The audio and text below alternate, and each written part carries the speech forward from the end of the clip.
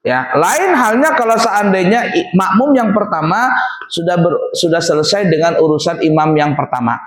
Dan ini sering saya kerjakan kalau saya terlambat di masjid ini. Apa itu? Umpama sampean berjamaah di sini. Tapi masbuk kok. Saya selesai salam, assalamualaikum warahmatullahi, assalamualaikum warahmatullahi, sampean bangkit. Sudah selesai nggak urusan dengan imam pertama? Selesai kan ya? Berarti statusnya sholat masbuk, ya ini sholat sendiri. Pas waktu berdiri datang orang berikutnya, sampean datang. Nah, lalu ngikutin yang masbuk. Sah nggak yang masbuk kedua ini? Jawabannya sah. Kenapa? Karena masbuk pertama sudah selesai urusannya menjadi makmum dari imam pertama. Mudah dipaham? Ini sah, berpahala, dan semuanya sempurna. Masbuk yang kedua. Masbuk selesai pertama, masbuk kedua, masbuk pertama selesai, bangkit masbuk kedua. Datang lagi masbuk ketiga. Sambung menyambung. Masbuk ketiga datang lagi, Pak Haji datang situ lagi. Maka sah juga masbuk yang ketiga ini. Kenapa? Karena masbuk kedua sudah selesai dari masbuk yang pertama. Udah dipaham kira-kira dulu? Udah ya? Nah, tetapi ada lagi kasus, ini sah tapi hukumnya makruh. Sah tapi makruh kata ulama. Bagaimana contohnya? Bismillah. Saya jadi imam, sampean berdua jadi makmum. Ya, dua-duanya jadi makmum.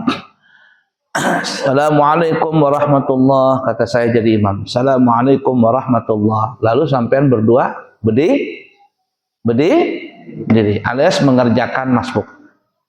Menambah menambah rakaat yang kurang.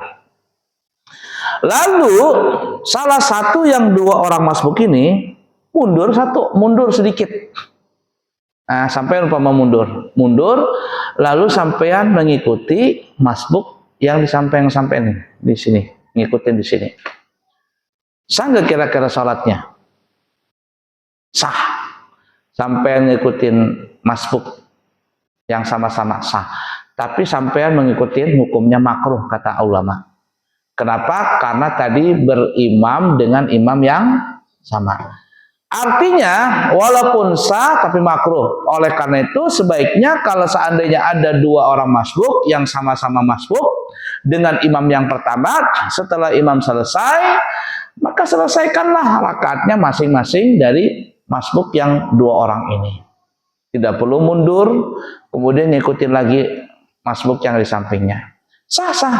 Cuman kata ulama hukumnya makruh. Beda dengan kasus yang pertama tadi yang kita sebutkan. Ya, beda itu. Saya jadi imam, sampai jadi masbuk. Selesai salam saya, sampai berdiri, datang lagi masbuk yang kedua. Dua-duanya sah, tidak ada makruh, dan semuanya dapat pahala. Mudah dipaham kira-kira? Baik. Masih ada itu? Enggak, maksudnya nomor 3 sudah habis permasalahannya? Hah? Situ aja. Ada pertanyaan dulu sebelum lanjut?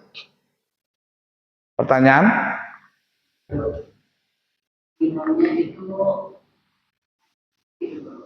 Ya.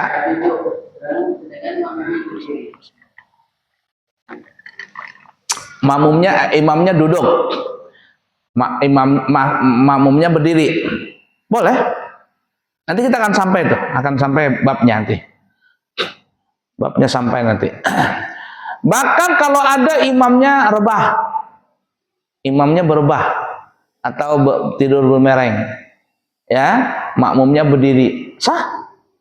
Tapi nanti ada bagaimana posisi. Nanti akan sampai sebentar lagi, sampai paling 2 kali pertemuan lagi atau 3 kali kita akan ketemu itu. Posisi imam yang imamnya salatnya sambil duduk, makmumnya berdiri. Ini sah dua-duanya dan tidak ada makruh. Tidak ada makruh di situ. Cuman yang afdolnya tahu dirilah imam. Kalau sudah sholatnya sambil duduk, jangan jadi imam. Tahu diri. Mundur-mundur aja jadi makmum. Ya, Said Mahmud, tahu Said Mahmud? Ah, beliau kan sakit tuh. Beliau sakit. Terkadang saya kalau jadi khatib ada beliau di samping. Nah, ada beliau di samping. Waktu beliau sehat, kalau saya jadi khatib, saya bilang sama Said Mahmud, Abah, pian jadi imam. Iya Jarsidin, insya Allah Jarsidin. Nah, insya Allah beliau jadi imam karena waktu itu masih sehat, masih bisa berdiri. Sekarang beliau kemana-mana jalan tapi pakai di apa namanya di pangku apa itu, kemudian nanti ada bangkunya sholat. Saya sebagai yang masih muda nggak enak juga kalau nggak nawarin, Abah, ulun jadi khatib pian jadi imam. Tapi beliau ini orang pintar, orang soleh. Kata beliau, ikam aja yang jadi imam. Aku kondisinya begini nah. Masa ibarat kata, masa aku jadi imam tapi berduduk? Kan lucu tuh kisahnya. Nah, kalau sudah begitu, enggak sudah. Artinya saya sebagai yang lebih muda menawarkan saja. Kalaupun beliau jadi imam, boleh enggak? Boleh. Tidak ada makruh, sah semuanya.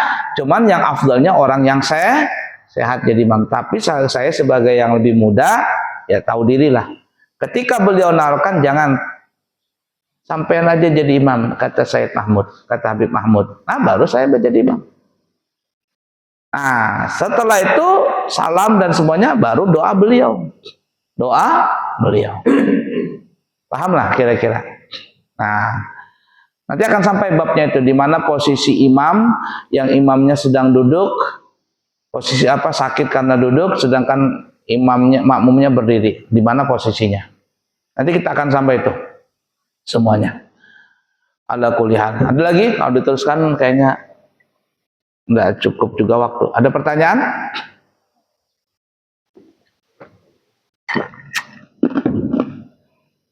Ada lagi? Imam buta, makmumnya ngelihat. Imam buta, makmumnya ngelihat. Mana yang afdal jadi imam? Kalau kita bicara afdal, umpamanya sama-sama alim nih. Imamnya A alim, imam B alim. Cuman yang satu alim namun buta, yang satu alim tapi tidak buta. Yang mana yang jadi imam? Nanti kita akan sampai tuh ya kriteria siapa orang yang paling baik jadi imam. Kita akan sampai nanti. Makanya kalau jadi pengurus masjid ingin mencari imam harus membaca kriteria itu.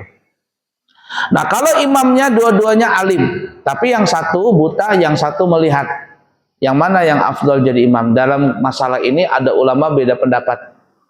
Ada yang mengatakan yang melihat yang bagus jadi imam. Tapi ada juga yang mengatakan tidak, yang buta yang lebih afdal jadi imam. Lah kenapa? Nah, kalau yang mengatakan yang melihat itu lebih afdal untuk jadi imam, karena secara zahir biasanya makmum itu lebih tertarik dengan orang yang panca inderanya bagus, ganteng. Itu biasa itu watak manusia. Tapi sebagian ulama mengatakan tidak. Memang secara fisik oke lah, yang melihat itu lebih ganteng. Tapi secara hati nih ya, biasanya orang yang buta itu lebih khusyuk daripada orang yang melihat. Ada seseorang anak kecil hafizah, hafal Quran, matanya buta. Matanya tapi hafal Quran dia. Dia menghafalnya pakai apa? Pakai radio atau pakai suara ngaji. Jadi diikutinya begitu, sudah hafal baru dia baca terus. Irfan Hakim artis nanyain anak ini. Kan di stasiun TV itu ada namanya hafiz Quran atau lomba-lomba itu. Ditanya, "Nak, kalau seandainya ada orang yang mendonorkan matanya untuk kamu mau nggak ngelihat?" Apa dia bilang? Nggak mau katanya. Tidak mau. Irfan Hakim kaget dia. Kenapa tidak mau katanya? Saya lebih senang buta katanya. Kenapa? Karena tidak ada dosa mata. Tidak ada dosa mata. Irfan Hakim itu langsung badannya merinding, menangis dia. Menangis. Kok ada orang seperti itu loh? Ada orang mau donorkan mata untuk dia, tapi dia nggak mau bisa ngelihat. Kenapa? Karena takut dosa Dia lebih senang buta hafal Quran. Saya pun yang mendengar itu, ya Allah, kita ini banyaknya dosa, tidak bersyukur dengan Allah Ta'ala. Dia yang buta bersyukur, kita yang melihat nggak bersyukur, malah sombong lagi, ngaku-ngaku kita nggak punya dosa, padahal kita banyak dosa mata.